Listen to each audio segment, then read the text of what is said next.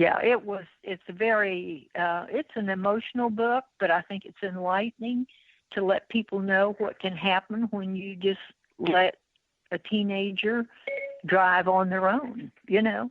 I mean, he had a license, he was legal, he had insurance, and had everything. So, I mean, I just don't know what else to say about it. I had no idea that a car accident could just absolutely ruin your total life, you know, but it did. So where is your son today? Unfortunately, he passed away 5 years ago. He had to have a second hip replacement, and he was out in the yard just trying to recover and walk around, and he fell. And the EMTs, instead of taking him to the hospital to check him out, they put him back in bed, and he died in his sleep. Oh no, I'm so sorry. Thank you. So let's get to some happier thoughts. Okay. Tell me about the flag that you created. Well, I didn't create it. A girl that worked, and I knew her family growing up on Tybee Island. She had the design that she wanted on the flag, but she didn't know how to sew. So my husband volunteered me for the job, and it was fun to do, but the fabric, I had to take my wood burning tool and go along the edge of the fabric because it would melt it and keep it from raveling. Mm-hmm. So it was a very intense, time-consuming labor of love. But I enjoyed it, and I was glad that I had a part of it. But Frankie Solomon is the one that designed it. She had worked for the city, and she had designed a city decal, and then she got the idea that after the decal, she could make that into a flag if she could find somebody to put it together. And I was blessed enough to do it. Yeah, I have a cousin who lives in West Palm Beach, and her daughter actually designed a flag for the New Jerusalem. And they live in West Palm Beach, so they had like a flag day for her and things like that. She was a little kid, like probably 9 or 10 years old, I think. She's grown up now, but you're the second person that I know have done a flag, and I think that's amazing. So now I know you have mentioned in your bio that you have been an entrepreneur doing different things. One of the things I want to ask you to talk a little bit about is I am a licensed massage therapist, and I have developed my own technique in body work. So I do a little bit more than I just became a health coach, and I do a little bit more with respect to just massaging people. But recently I had to make a decision to close my office. I've always had an office, and I had an office for several reasons. One of them being I'm very little. I'm a dwarf pretty much. And to carry the table back and forth to people's home, it was just not something I wanted to do. And the second reason was that I thought if I have an office, I could actually see more people than if I had to go to people's home. But because I closed my office for a couple of reasons. One, with the COVID-19, they have created so much regulation now that there's so much that you have to do in order to hold a practice, and you cannot see the amount. Like I would, when I could work or had been working at least 10 clients, seeing 10 clients a day. With the COVID-19, you could only see like 2 or 3 clients. The second reason I had to I chose to close my office is because I called my liability insurance company, and they said that if I don't follow the regulations of the state, that they will not be able to cover me. So I decided, okay, I'm going to regroup and see what happens. So in the meantime, what I did is I have a core group of clients that I go to their homes or their office to work with them, and I don't see a lot of people in a week anymore. I've now moved probably about 30 miles away from Sarasota. So I go down to Sarasota once or twice a week because I have clients there. Now, the question I want to ask you is this. Psychologically, emotionally, it was very um, hard for me to make the decision to close my office. Now, you have been uh, um, in the beauty business, right? Yes.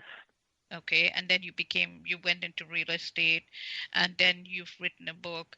How how did you feel when you had to make the decision to go from one to the next to the next? And two, um, what what what helped you the most to do that?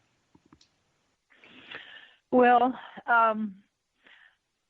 the beauty shop I had 8 operators working for me, and so I started selling real estate and let them work all week, and then if I had special clients, then I would work on Mondays when the shop was closed, so that I did both for a while. And then I had a boutique next to that, so with trips to Chicago buying clothes and all for the boutique, I decided that I really love real estate.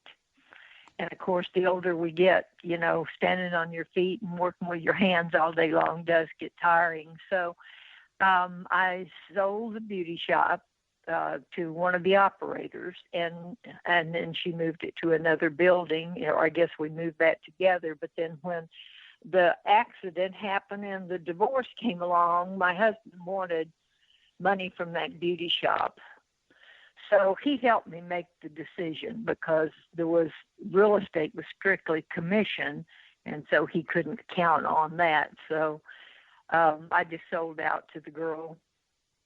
Oh, wow. She bought half, and then I sold the other half to her. Do you have any regrets? No, I think God puts us here for these walks through life to, I think one leads to something better. It never goes downhill. It just keeps building. So while it feels like you're on the fence which way to go, once you make that decision, you'll see where another door is going to open that's going to help you move along to a better spot. That's my philosophy anyway. Yeah, I think I'm kind of experiencing that now because right when I made the decision, the opportunity to become a health coach came around. And so I've just completed the last class, and graduation is on the 16th, which would be, I think, tomorrow, Saturday this week. So wow.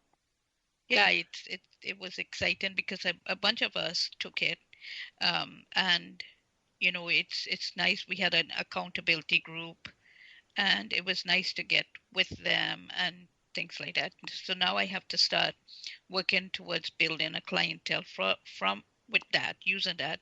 But I have, I think, a client base already, kind of. So I'm just utilizing what I have now and taking that to the next level. But are you going to write any more books? Oh, I've got more books started. I've written one called Things That Make Me Nuts. It's on Amazon. And then I have another one called A Break from Insanity. And your friend is putting that into a audio book for me. And then I have Harmonizing with the Dead Man. It's probably 80% finished. I have Me, My Crazy Family, and Friends. Then I've got a children's book that I'm hoping will be out by Christmas, and it's a story about my redheaded son, his first day of going to Bible school. And then there's some other stories that I would like to write. So I've got, and then I've got the Magic Christmas Stockings up too. That was about my oldest daughter and her children. And wow. So I like to write. But No my plans to humor is retire anytime probably, soon, huh? no, I don't. I'll probably retire when they close the casket, or maybe a few days before that. I don't know. All right, we have to kind of wrap up this session next, but I'm going to have you on another session. Um, One, I want to ask you to give, if you want anybody to contact you, do you want to give your, um, if you have a website, email address, Facebook, anything that you want to give people so that they will be able to reach out to you if they have questions or I anything? think my email address. Okay. It's just Annette Bergman, ANNETTEBERGMAN @att.net. Okay. All right. We encourage our listeners to actually contact us, write us, send their questions, anything that they, even topics that they Anything may they want want to to discuss. ask, absolutely. Because if I could So, help somebody else, I'll be glad to. all right. So thank you again for listening to another episode of Jadoo Lifestyle, and we encourage you to come back for the next episode. The next episode is actually going to be Annette again doing part 2 of our interview, and she can share a little bit more. She will share a little bit more of her career and some of the things that will be helpful for business owners and entrepreneurs to keep them rolling and to do different things. She has done different things with her career, and it's really inspiration for us. So thank you again for listening, and I invite you to join us again for another episode of Jadoo Lifestyle, Society Bites Radio. And if you want to get in contact with me, my email address is toddy, TODDY, Jadoo, JADOO, @gmail.com.